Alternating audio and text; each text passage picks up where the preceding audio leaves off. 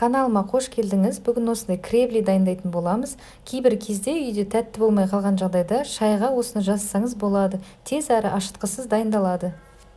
Жасап көрген соң комментарийге өз пікіріңізді қалдырып кетуге болады. Ең алдымен ас содасы мен 1 шай қасық қантымызды салып араластырамыз.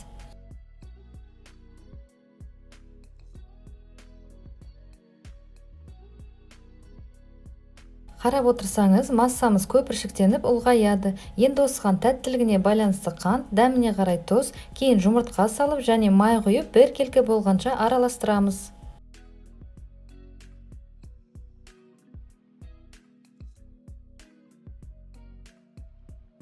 Міне жақсылап араластырдық. Енді алдын ала илеуіштен өткен ұнды салып, алдымен қасықпен, кейін қолмен қамыр илейміз.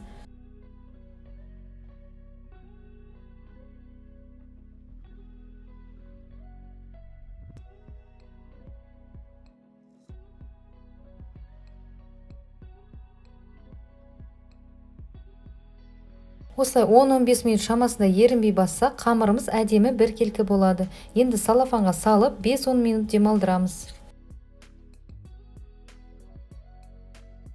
Міне уақытымыз өтті. Енді қамырымызды бір басып, үлкенде болса 2-ге бөлеміз. Енді ұн сеуіп жаямыз. Тым жұп-жұқа етіп жаймаңыздар, және де қалыңда болып кетпесін. 3-5 мм шамасында болуы тиіс.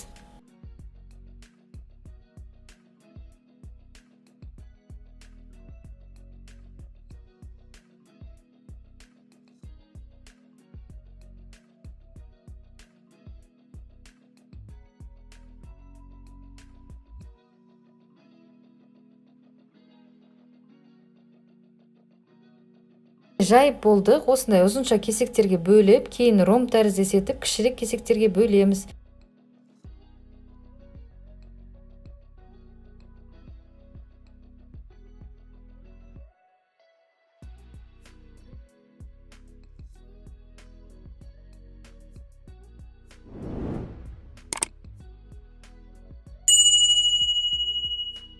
Енді осылай хорс тәріздес етіп, ортасынан бір кесіп, осылай бір жағын кіргізіп айналдырамыз. Қызып тұрған майда екі жағын қатты қызартпай қуырамыз.